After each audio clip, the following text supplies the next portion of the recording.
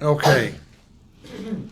Well, it's good to see this big group. It keeps growing and growing here. It's your teaching. Is it my teaching? Oh Teaching no. is bringing us. I thought it was all the goodies. Well, I came in just in case. That helps. I started to say food does help, particularly if it's sweet. So I appreciate everyone that takes time to bring snacks and so forth for the class. It's always a good thing, and I appreciate the time and effort that goes into that because I know it's not easy doing that, particularly if you've got things going on and so forth. So, but I do appreciate it. But it is the last Sunday, and my trip has been rescheduled. I'm going Tuesday. I'll be back Friday to Mama's, and then I'll be here next week. And we will start next Sunday with the series on the book of Job. Now, we're going to cover 42 chapters in 4 weeks. So it's going to be, we're going to hit the highlights of the book of Job. And I do have optional home Bible study work to pass out on our first thing of Job. So don't run out the door unless you don't want one. But I do have optional home Bible study on the book of Job for next week. Now, real quick, and I hope you don't mind, but one of the young teenagers in our class last week photocopied 2 pages out of a Bible reference book. And it's about the parables of Jesus. And it's quite detailed in their explanation. And one of the things that was asked of me was they list the parables, and there's 32 of them if you look at Matthew, Mark, Luke, and John. Well, this one has the Gospel of Thomas listed. Now, we know that the Gospel of Thomas is part of the Catholic Bible. So, and in addition to the 32 that we have in our regular Bible, there is 4 additional parables in the Gospel of Thomas. Now, you know, it's okay if you happen to have the Gospel of Thomas, if you want to look at it and read it. They're pretty much the same as what's in Matthew, Mark, Luke, and John. One of the extra ones was a little out there, but due to the fact that the Gospel of Thomas is not considered, inspired, it's kind of interesting to note this. But, Bible reference books are great, but just realize it may or may not have stuff you need in it. Like I said, this is very detailed. It talks about the P and Q, documents, the original Greek documents that were found. One set is the P, one set is the Q, because P's and Q's don't agree. P's have words that the Q's don't, and so forth. It gets that technical about it, several of the parables. But the thing is, the Gospel of Thomas, it's okay if you want to read it, but just understand we don't consider it as an inspired book. And it's okay to read it just like you would read the Encyclopedia Britannica, but just realize it's not something you want to put a lot of faith in, particularly, where was it? The parable of the assassin, that's way out there. So don't, just realize books are helpful, but you need to put some limits on this. But the rest of it was very good. I thought it was quite interesting how it even has interpretation outline and all of that, and it comes from 4 different authors that have PhDs. So it's somebody did their homework and wrote this very interesting thing, and I just wanted to share it with the class that it's Bible reference books are great, but just realize sometimes they may go beyond the scope of our Bible. But the rest of it, very good information, very technical, and if you're into the documents that deep, it's great to understand some of that stuff. And the interpretation of the parables was very good, written by some very smart people. The original 4 was all written by apostles. Was this Thomas? Was that the Doubting Thomas or Yes. Thomas? Yeah, that was Doubting Thomas that went to India. Or that's where tradition says he went. They're close to, but are they in the same timeline as the others? I mean, time of being written and all. Yes. Yes. What was the demise of Thomas? He was martyred. According to church tradition, he was martyred in India. Now that's, some of it, some of them we know we have pretty much historical facts, but Thomas went to India and supposedly was martyred there. Now, we don't, due to the fact that he's that far away from the Middle East, we don't have accurate records of his journeys. But it was, we have one thing that said he went to India and was martyred there. Now, beyond that, we don't know very much about Thomas's life. It's awful to just be known for one thing, and that's pretty much the story, what we hear. Yeah, it's his failure. Yeah. Well, you say that about Thomas, but look at the failure of Peter. But yet, But he made a comeback. but he made up for it later, whereas Thomas, we're not told, because he obviously was restored to fellowship by Jesus, and he later went on and was a missionary to India, but we don't know. He may have done some really great work, but it's not recorded anywhere.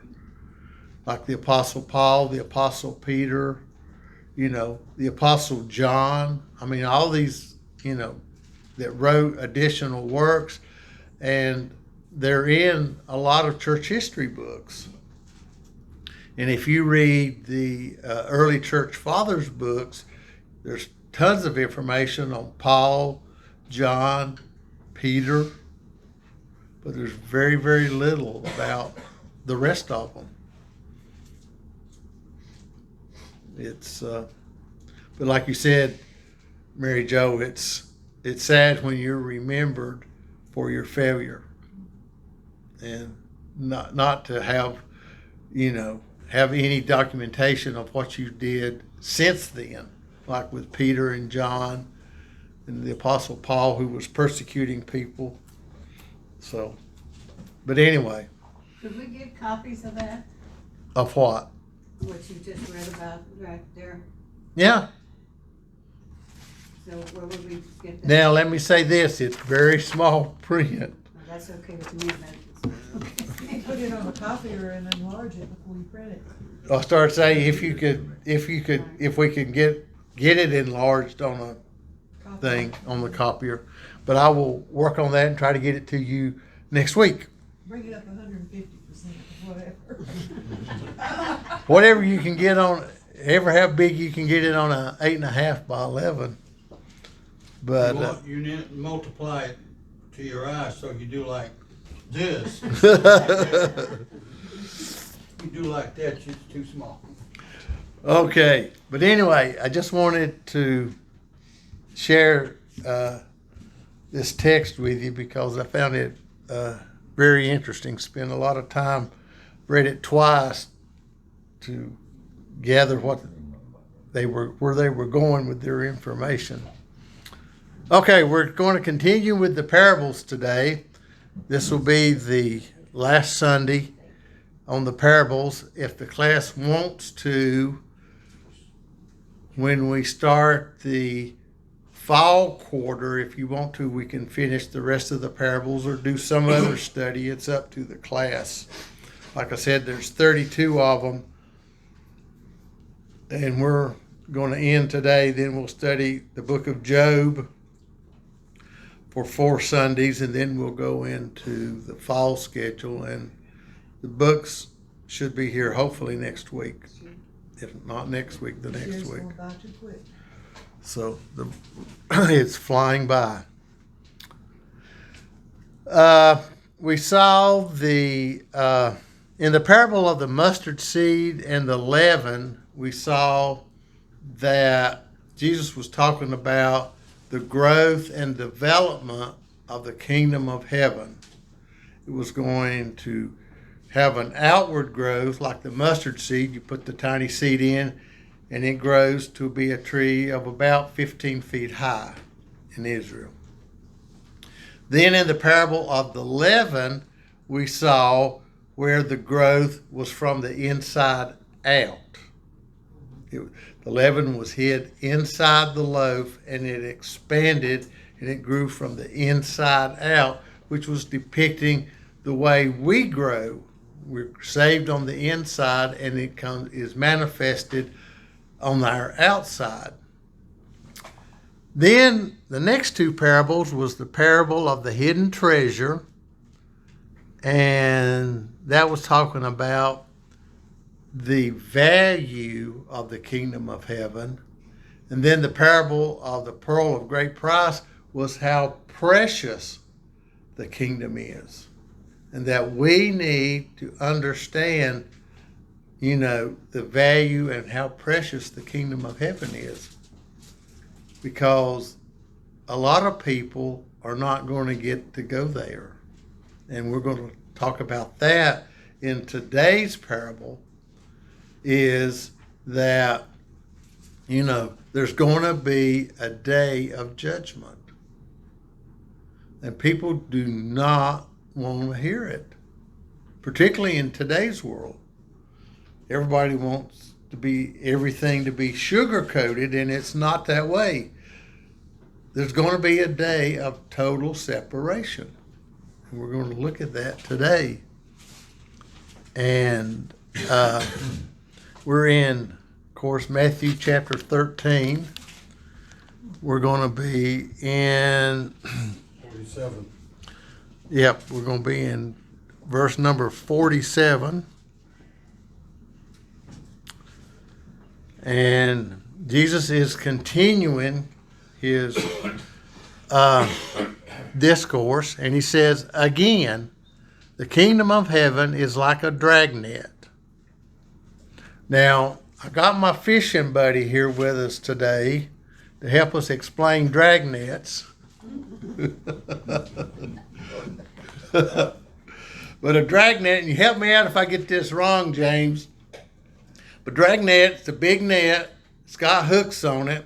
And on one end, back then, we were talking 1st century, they put rocks on it to keep it down on the ground, on the floor of the lake, had the hooks, and then they had wood on the other side so that part would float. And they would put it in the water and drag it and catch fish. Now it's kind They of... still use them today. Yeah. Yeah. I mean, instead of rocks, they've got usually lead weights down there, but I mean, it's amazing they still use them. They still use them, particularly in the Far East, in places like that, they still use these drag nets. They put these hooks on them, and they just throw them in, let it lay there for 15, 20 minutes, and let the water calm down, and they start dragging the net, and they end up catching all these fish. And Back in. When I was a child, my father fished for a while out of the mouth of the Steenhatchee River. And that's memory from a little boy that was proud of his father, but I can remember leaving out of the mouth of the river and going up the coast toward what they call the bird rack, and the birds would rest on it at high tide. At high tide, the sea would come in and infiltrate into the tall grass, and insects were already in there.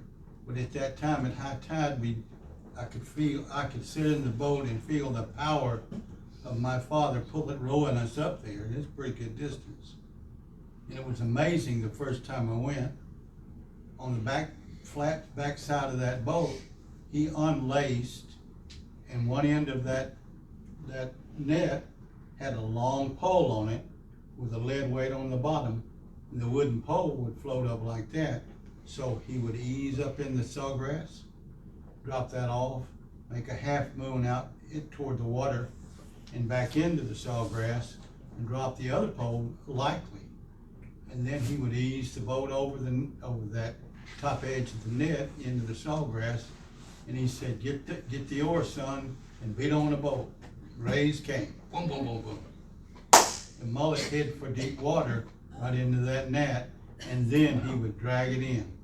And there'd be 200 pounds of mullet laying right there in the bottom of the boat as he laced his net on the back. I like that. So they've been fishing for lots of years. yeah, dragnet fishing, like I said, was something they did then, and it's lasted for 2,000 years. We're doing it today. It's a way to catch fish. We go fishing at night, usually at Lake Lanier, and it seems like the fish, with the lantern and everything and the light from the boat, the fish will almost jump in the boat. You don't even hardly have to put the hook out. You ever done that, James? Yeah. Oh, James got some stories. Most of it's true, right? They get bigger each year, but Mostly true. Boat too at night. Yeah, they hanging down from the tree. Oh, right. Either that fish gotta go or that snake's gotta go or you do Yeah, he one. got to get out. Not room for both of them. I started saying we dropped a snake in the boat and we left the boat and let the snake have the boat. Soft I crawl. don't know about to go You in the ever tree. fish with soft crawls? Snakes at the top. Crawling that would be real soft. Dropping the boat that fast. Yeah. Anyway, back at verse 47. And again, the kingdom of heaven is like a dragnet that was cast into the sea. Now, when he says cast into the sea, we're talking about the Sea of Galilee here. This is where a lot of this happened, and that people would be familiar with from the area. We know that most of the disciples were from the Sea of Galilee area. Now we know that Matthew was a tax collector, but we know Peter, James, and John and all those were fishermen before they became disciples of Jesus. And was cast into the sea and gathered some of every kind. Now he's talking about every kind of fish. Now, when you do a dragnet, you catch what you catch. You might catch catfish. You might catch bluegill. You might catch a bass. You don't know. Lobster. Oh yeah, whatever's out there, you have a chance of catching it. You might get a carp, which I understand it's not good eating, and all kinds of fish. You don't know what you're going to get. You just throw it out there, and you rack in, and you're going to get some of every kind. Which was when it was full, they drew it to shore. So when they threw the net and they drag it along, once the net gets full, they bring it to shore. And they sat down and gathered the good into vessels. And when it says good, he's talking about the good fish, but threw the bad ones away. Now that's the fish that they considered not eatable. Now I don't know exactly what kind of fish are in the Sea of Galilee, but obviously there were some that you could eat and some that you could not eat.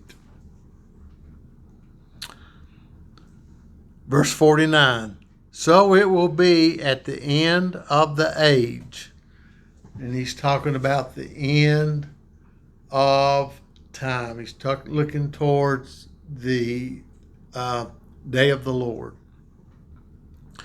Once again, as we saw in a previous parable of the wheat and tares, the angels will come forth, separate the wicked from among the just. Just like in the wheat and tares, the angels came, separated the wheat from the tares, and the tares was burned. And he's basically saying the same thing.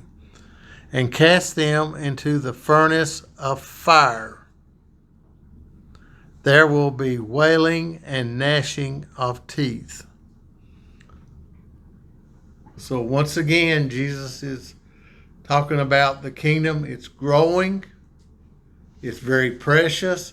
But then once again, he comes back and says, we're going to have judgment. There's going to be people that go to heaven. There's people going to hell.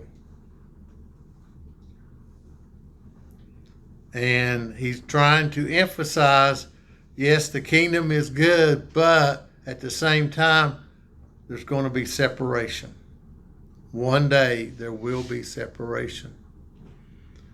People don't want to hear that, but he's trying to emphasize this to his disciples. That, yeah, it's precious. It's growing. It grows from the inside out. It's very precious. But just like in the wheat and tares, there's going to be separation. And he's trying to emphasize this point once again to his disciples. Just how important this is. One thing I found in my study is in the books of Matthew, Mark, Luke, and John, every time Jesus used the word hell, it was the transliteration of the word Gehenna, which is the place outside of Jerusalem, which was a garbage dump, which they took stuff out and burned. Now, in the New Testament, hell is translated from two different words. Part of the time, it's the word Gehenna. The other part, Hades, which is the realm of the dead. So sometimes they translate Hades as hell. Sometimes Gehenna is translated as hell. Every time Jesus used the word hell, it was from the Greek word Gehenna. How do you spell that? G-H, isn't it? G-H-E-N-N? It's G-H-A-N-I-A.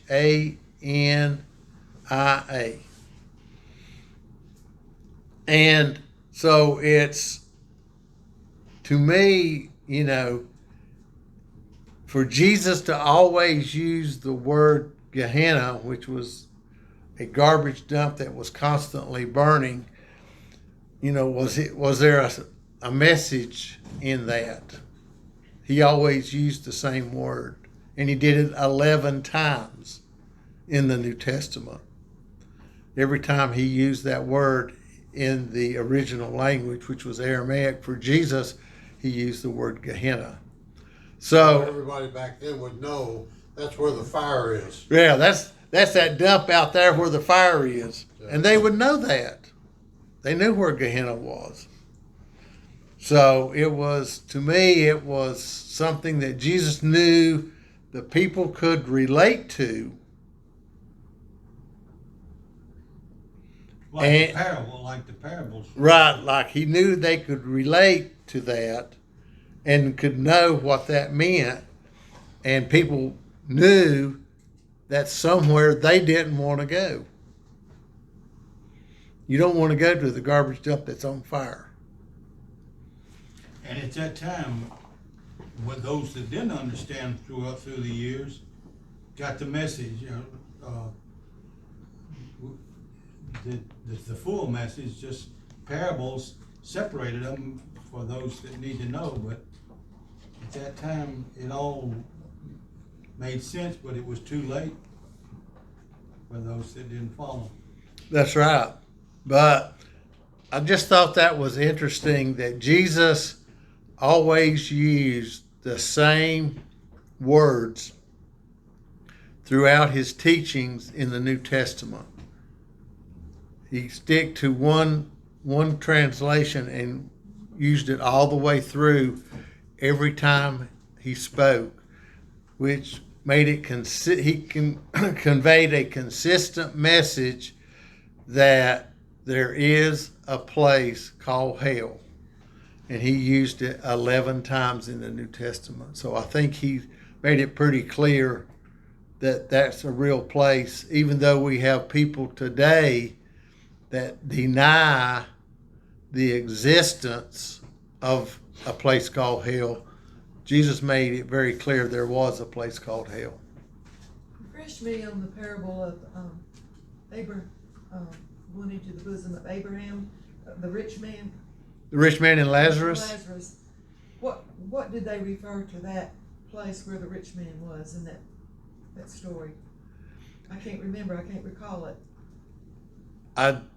Let's see. Was it in the bosom of Abraham was The- the the- one on the good side. Yeah, The other one was he says, I'm tormented in this flame.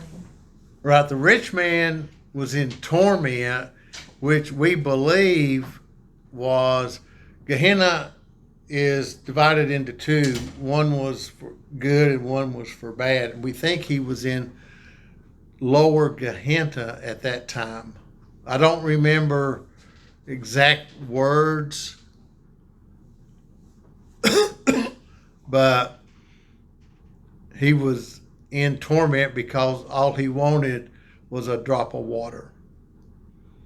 And that seems like what we know as is lower Gehenna, which was basically hell for those, because we know hell eventually is going to be thrown into the lake of fire in the book of Revelation. But there is a place of torment. It's No. a stopping off place. It's a holding cell. It's a holding cell, okay. That's a good word, a holding cell till they get thrown into the lake of fire. I always thought that hell wasn't a place that you went to, that you were just always out in the world trying to find a place to go, and that hell wasn't. No, hell is a place. You go there. And you're there for eternity. I've heard a lot of people, people just make up in their minds, what they think, what their idea of it is, heaven and hell, both. But they tend to put hell in different degrees, like, you sin a lot, then you're gonna get a hotter hell, in the end.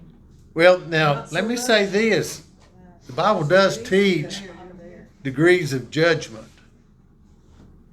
In other words, if you are really bad, you're going to get worse than other people. There is a degree, but hell is hell. Even at the high end, it's still bad because you're eternally separated from God. You're isolated, and it's a place of constant torment. And just like it says here in verse 50, the latter part, there will be wailing. Everybody knows what wailing is, right? It's really bad, really heavy crying. and the gnashing of teeth. Now, if you understand the gnashing of teeth, that's, people's teeth, chawing on your shoulder. Folks, that's not a place I want to be. And I think, Jesus is trying to make it clear to this group that, yeah, it's a great place. It's very precious. But folks, there's still judgment coming. And the angels are going to separate the good from the bad. And the bad are going to be cast into the furnace of fire, which is hell. There will be wailing and the gnashing of teeth. It's not a good place that we want to be. So in an analogy of heaven and hell, will there also be degrees in heaven as well as hell? In heaven, it's how your rewards in heaven, in other words, there's 7 rewards in heaven, and how many you can get. So in heaven, you get various crowns, the 7 crowns, the crown of life, the crown of martyr, and I can't recall all of them right off, but there's 7 crowns. So when you go to heaven, you'll get your crowns, ever how many that is, depending on your life. Well, But in heaven, there's crowns, but everybody's still in heaven in the presence of God. one of the parables Jesus said, I think it was the talents, the parable of the talents, where he said, I'll make you ruler over 10,000, you 1,000, Right. and Right, yeah, it talks about if you study the book of Revelation, when Jesus comes back, we'll rule and reign with him. And David is going to be the mayor of Atlanta, and Gary's going to be the mayor of Hampton. Dick's going to go to Cleveland, Ohio, and he'll have an office in Cleveland, Ohio. I don't know where. Gary's probably going to be in Savannah. He'll be a good Savannah. Marty, I don't know where we're going to put Marty yet. We'll have to find a place for Marty to rule and reign. He could probably do good in Hilton Head, South Carolina. That's probably his place. yeah, put me on the beach somewhere. James, we got to get him somewhere near the water. I don't know what's your favorite fishing spot in the John Ritter, would that be all right? all of them? All of it. Any place west. We got to get James a place somewhere on the water. Let's see, where's a good Your place? favorite spots where they're biting. Well, I know we used to go fishing at Morehead City, North Carolina, so we'll put James at Morehead City. Carabelle, Savannah River, Swanee River. Oh, yeah. Oh yeah, there's plenty. But Benoki Swamp too. listen, that is the best place to fish in the world. We used to go there every In the year. swamp? Yeah. Yeah, We took the kids there when they were small, and I couldn't wait to get out of there. There were snakes, all kinds of. oh yeah, you have to battle the snakes and the alligators and everything, but it's the best fishing. And we were in a boat going on a tour to it, and I I thought they were don't gonna enjoy crawl in the fishing boat that and- much. Oh, it was so great. I love the Okefenokee Swamp. I got thousands of pictures of snakes and alligators and everything. It's a wonderful When place. you get in different parts of the country, hell and Satan tends to change a little bit based on the education level of his preacher. He might have only been to the 6th grade. But I was taught that you went to hell forever and the devil would punch you with a pitchfork. So my grandmother, who was a sweet woman, she would lay in bed and scratch the mattress. Now, we lived in an old house where the tin roof was just above your bed. And that would sound like somebody was on the roof picking it. And Lord, to make me a good boy, she'd say, that's Satan. Oh, He's coming after you. And after a while, he would leave. It works. Yeah, there's all kind, but yeah, and let me say this: there's a lot of teachings among various denominations that you can go to a place called purgatory, and if your family has a lot of money, they can buy you out into heaven, and all this other stuff, folks. I've read the Bible many times. I can't find purgatory in the Bible or any allusion to a place called purgatory. I thought There's that was heaven. the holding cell. Huh? I thought purgatory was the holding cell. It is in some religions, but Try there, reading the Catholic version or the Jehovah's Witness version. yes, but there is a place called hell, and there's a place called heaven, and there's no holding cells. Now, when you go, if you die before the rapture, you're going to go to hell, and it's going to be bad, but then eventually it's going to get worse when hell goes to the lake of fire. It's going to get even worse. Most people just think it's a myth. They use it as a curse word, Yes, and it's not real. It's not real. a lot of people What don't you make think your it's life here real. on earth, God loves us so much, He would never do that. He would never send us there. He's too good. He's too good. Folks, He's very good, but He's just, righteous, and sovereign. And that's it. You skip over the Old Testament, boy, you see the judgments that He hands down.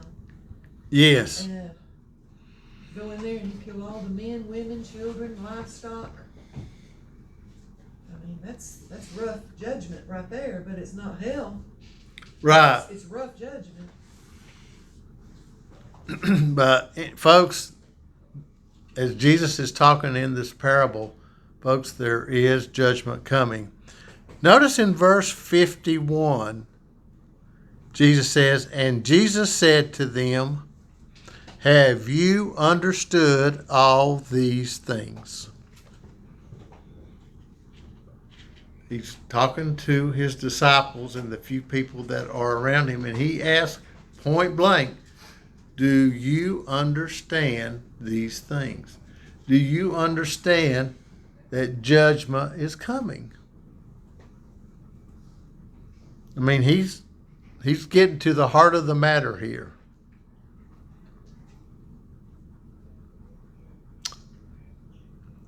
Latter part of verse 51, it says, they said to him, yes, Lord. So the people that were there with him at this time acknowledged to Jesus that they understood what he just said about judgment.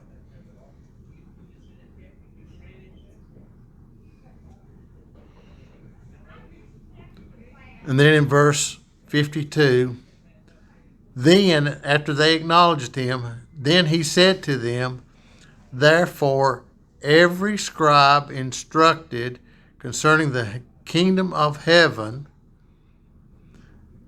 Okay, now he's talking about the scribes, and the scribes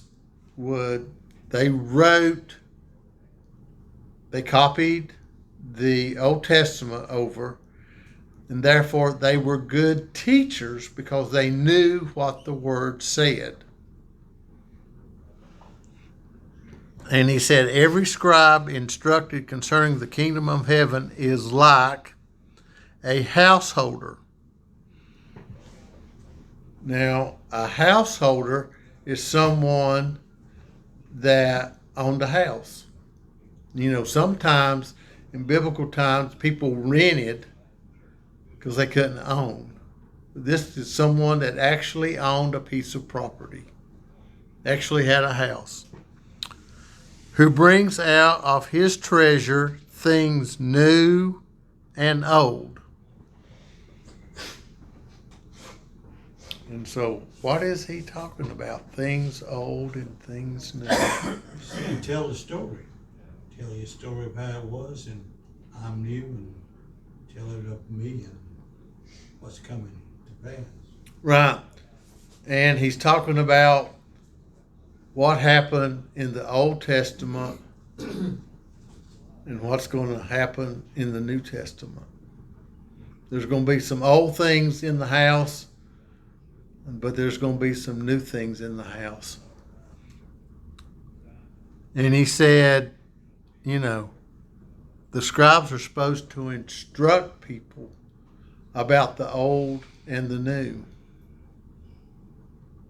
Folks, we got people out there that are trying to unhitch the Old Testament from the New Testament. We got a lot of False prophets.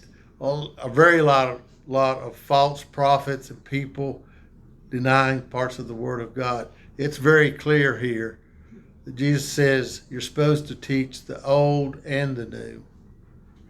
It's all one story about Jesus and God and his intervention because of what man did in the Garden of Eden.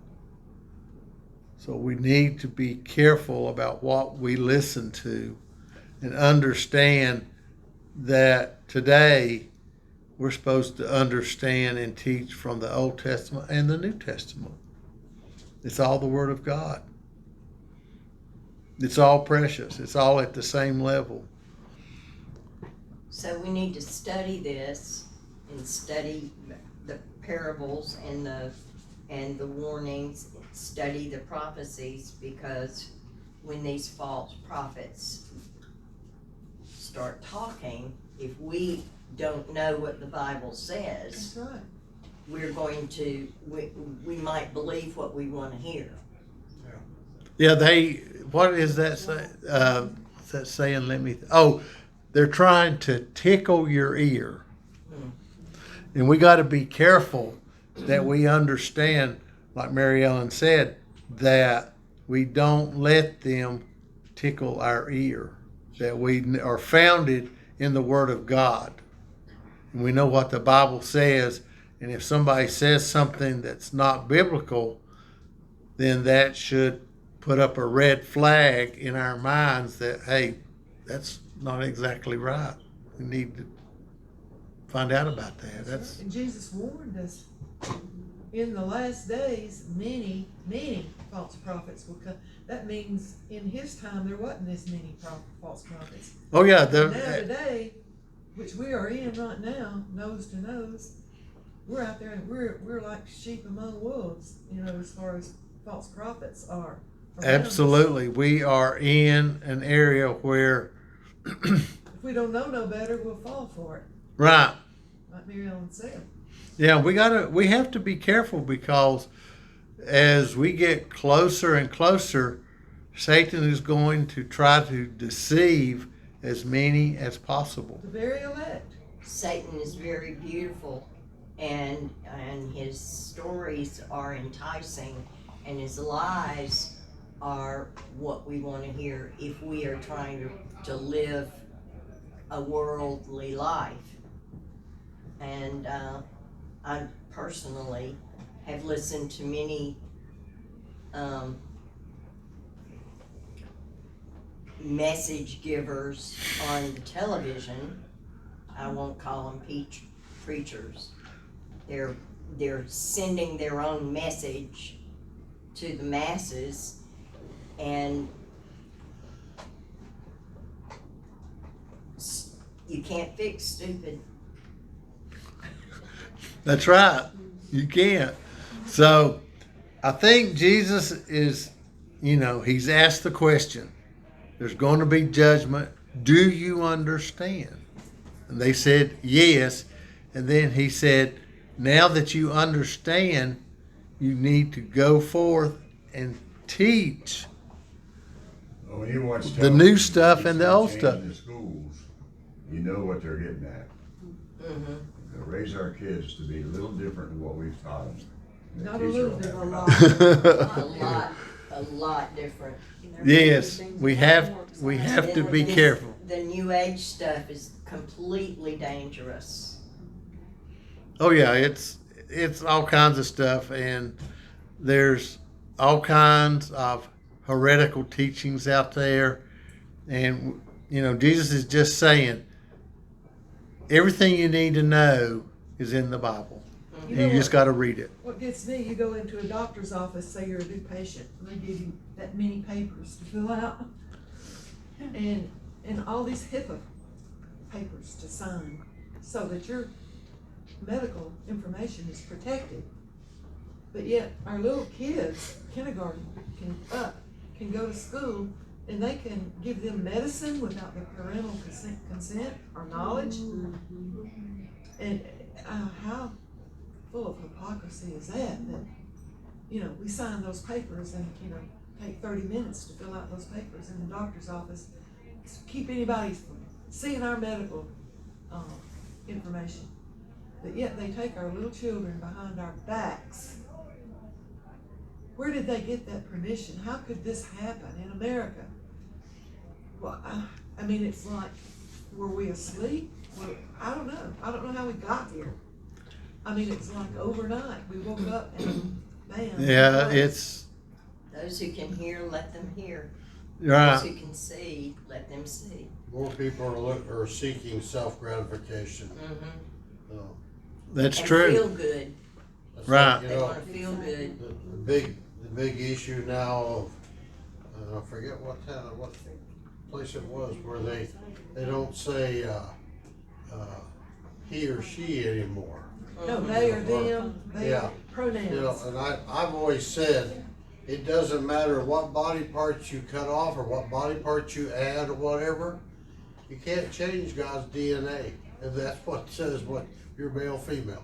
You can't change that. Right, and when you go before judgment, that's what you're going to be judged as. Whatever you were born as is what you're going to be judged at. You can't change it. It's like Gary said, it's there forever. And you can deny God and you can deny judgment, but Jesus repeatedly, we've already read, 2 parables over the last few weeks about judgment. The wheat and the tares, and now the dragnet. And he's very clear. And Jesus makes a point of asking his disciples, do you understand this? And they said yes. And the same thing goes for us today. Do we understand their judgment is coming?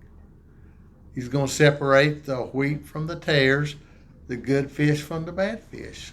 The angels will. He said it'd be better. And you're going to the, furnace of fire, and there's going to be wailing and gnashing of teeth.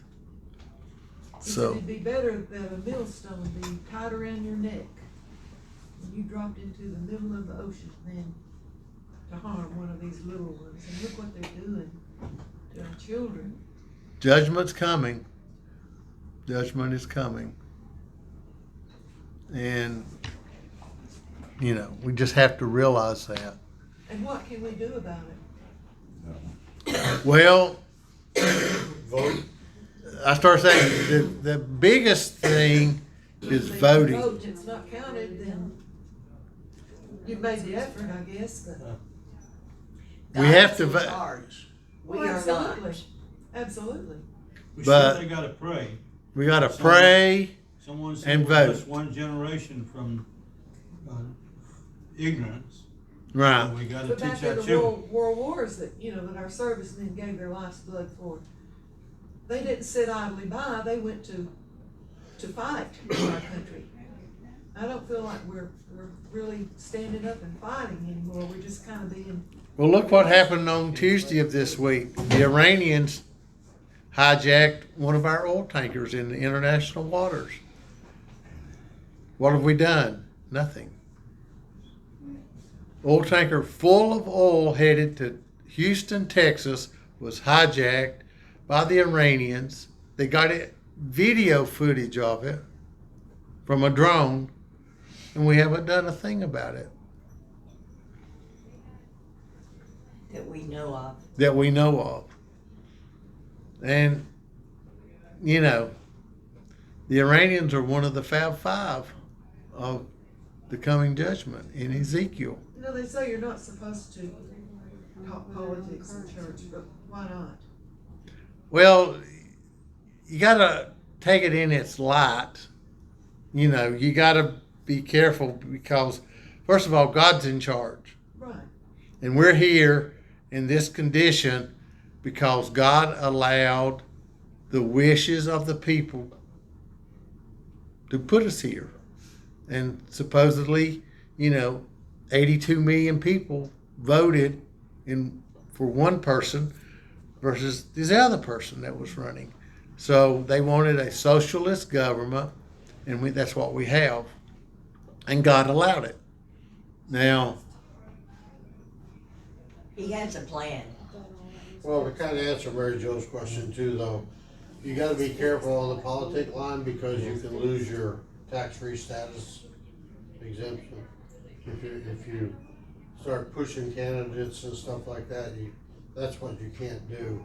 right, I mean, there's, You can talk the good and evil about government or bad and evil, but you can't push politics or you'll lose your 501c status. right, we But got is to, that worse than losing your life or your children's life? I mean, Well, you can talk that part of, with government. You can be upset with government and all that. You just can't push politicians. In other words, you need to vote for this Can't person or that campaign. person. And basically, you can't do what Jeremiah Wright did, even though he didn't lose his status. no, he didn't lose his. Yeah, sorry about that. that's okay, I understand. We just have to realize, I think the key is pray and vote. And realize God's ultimately in control, and all of the prophecies in the Bible will be fulfilled in their due time. Keep studying. Because it's coming, and God, Okay, we know what to do. I mean, we're sitting here in this classroom, born again. We know what to do. We know what's coming. We know God's in control. But the world out there don't know it. right, and that's the reason that Jesus here in the latter part of in verse 52 said, He brings out His treasures, things new and old.